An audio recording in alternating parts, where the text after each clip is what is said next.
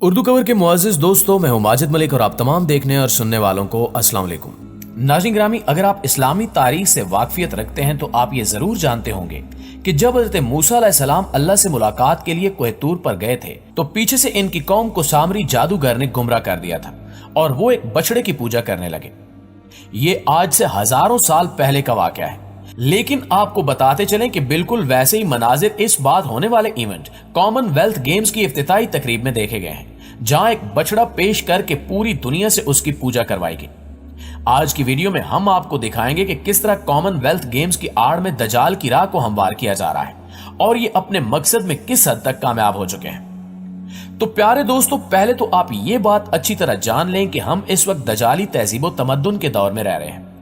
अगर इस वक्त अमेरिका और यूरोपीय यूनियन पर मुश्तमिल तरक्की याफ्ता मुल्कों की कुव्वत और ताकत और गलबे का जायजा लिया जाए तो आपके सामने दजाल की पूरी तस्वीर बिल्कुल वाज़ेह और नुमायां हो जाएगी। इन गालिब कुव्वतों के हाथ में इस वक्त पूरी दुनिया की बागडोर है और ये कुव्वतें पूरी दुनिया को अपने अहकाम और हिदायत के मुताबिक चला रही हैं। यहां तक कि रिज्क और जिंदगी के तमाम वसाइल इनके कब्जे कुदरत में है।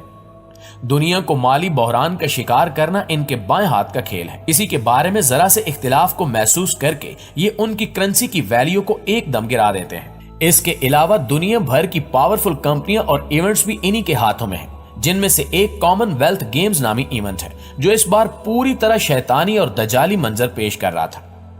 इन खेलों का आगाज सबसे पहले ब्रिटिश एम्पायर गेम्स के नाम से 1930 में हुआ था, मगर कुछ अरसे बाद इसे तब्दील करके 1978 में कॉमनवेल्थ गेम्स रख दिया गया, जो आज तक बरकरार है।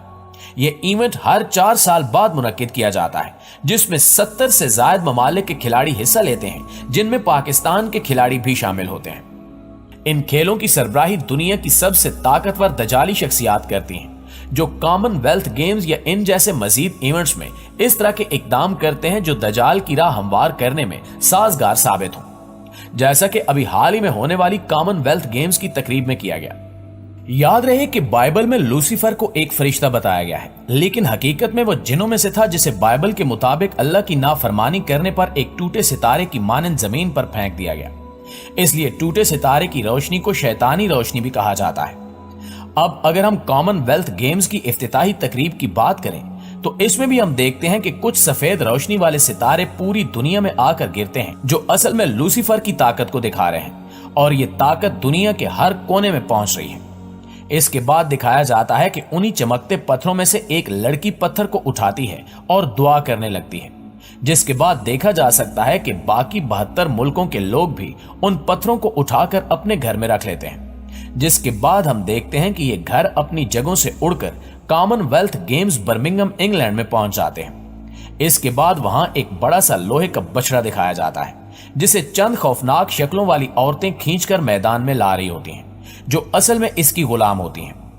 ये मनाजिर वाज़े तौर पर कबाला जादू की जानिब इशारा करते हैं, क्योंकि उसमें भी शैतान के गुलाम इसे मशवरा देते हैं, लेकिन असल में वो खुद शैतान के गुलाम होते हैं।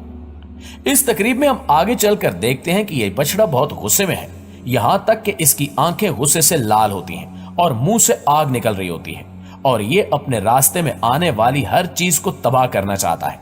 लेकिन इस दौरान उस बछड़े के सामने वही लड़की आ जाती है जिसने सबसे पहले चमकता सितारा उठाया था। ये लड़की उसको मार्क ऑफ द बीस्ट यानी एक शैतानी निशान दिखाती है, जिसको देखकर उसका गुस्सा बिल्कुल ठंडा हो जाता है और उसकी आंखें भी नॉर्मल हो जाती हैं।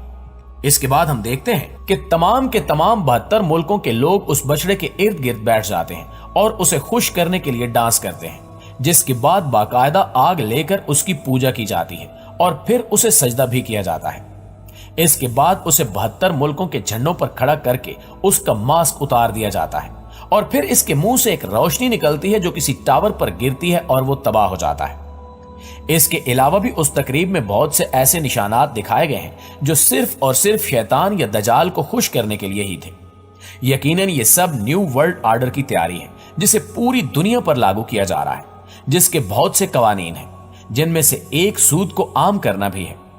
वाज़ेह है कि सूरह फातिहा से लेकर सूरह नास तक अल्लाह ने किसी गिरोह के खिलाफ जंग का ऐलान नहीं किया सिवाय सूद खाने वालों के। अल्लाह फरमाता है कि ए ईमान वालो, अल्लाह से डरो और अगर तुम वाकई मोमिन हो तो सूद का जो हिस्सा भी बाकी रह गया है उसे छोड़ दो। پھر اگر تم ایسا نہ کرو گے تو اللہ اور اس کے رسول کی طرف سے اعلان جنگ سن لو۔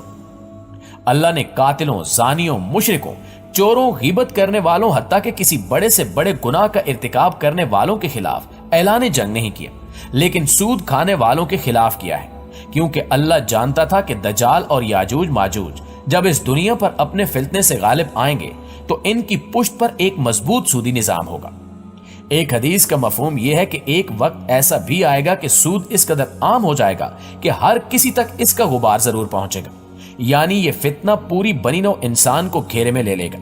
لہٰذا آج آپ حرم کی چار دیواری اور مدینہ النبی کے ارد گرد، بغداد کی گلیوں، مشہد کے بازاروں، سید علی ہجویری کی نگری، غرض کوئی جگہ اور مقام دیکھ لیں، آپ کو سودی نظام معیشت کی کار فرمائیاں نظر آئیں گی۔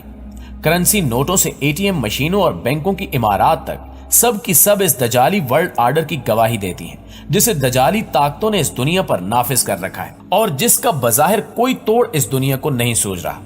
کیونکہ اس کے پیچھے وہ پورا نظام ہے جو ٹیکنالوجی، فوجی طاقت اور ریاستی جبر کے ساتھ سیکولر تعلیم اور اخلاقیات کے ساتھ پنجے گاڑے ہوئے ہیں۔ یہی وہ نظام ہے جس میں صبح کا کفر اور رات کا ایمان بتایا گیا ہے، اور افسوس کے ساتھ ہم اس پورے نظام کے کل پرزے بن چکے ہیں۔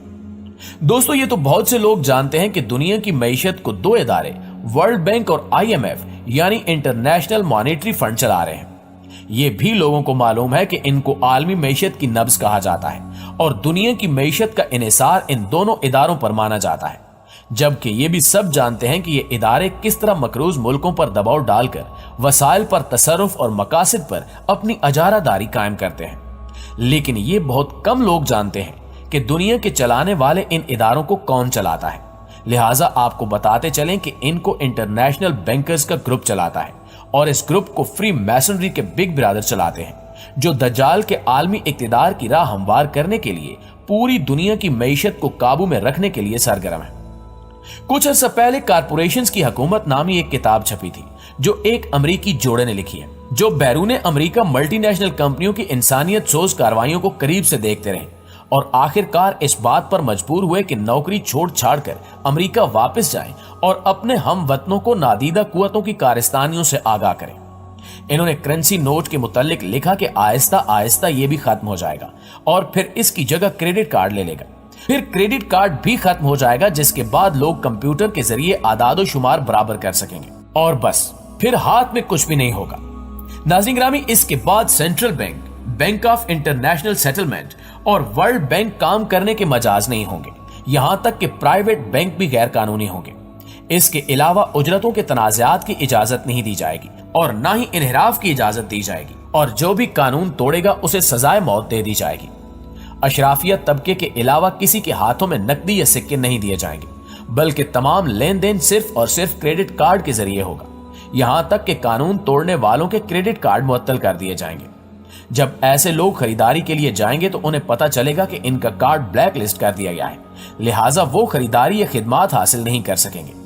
اسی طرح پرانے سکوں یعنی موجودہ کرنسیوں سے تجارت کو غیر معمولی جرم قرار دے دیا جائے گا اور اس کی سزا موت ہوگی۔ لہٰذا دوستو، اب ہمیں اس نظام کے لیے مکمل طور پر تیار رہنا چاہیے، کیونکہ کامن ویلتھ گیمز کے بعد اس نظام کو رائج کرنے کا باقاعدہ اعلان کر دیا گیا ہے، جس کے ثمرات بھی ملنا شروع ہو گئے ہیں۔ آخر میں حسب روایت دعا ہے کہ اللہ تعالی ہر مسلمان کو دجالی فتنے سے اپنی حفظ و امان میں رکھے اور ہمارا خاتمہ ایمان پر فرمائے، آمین۔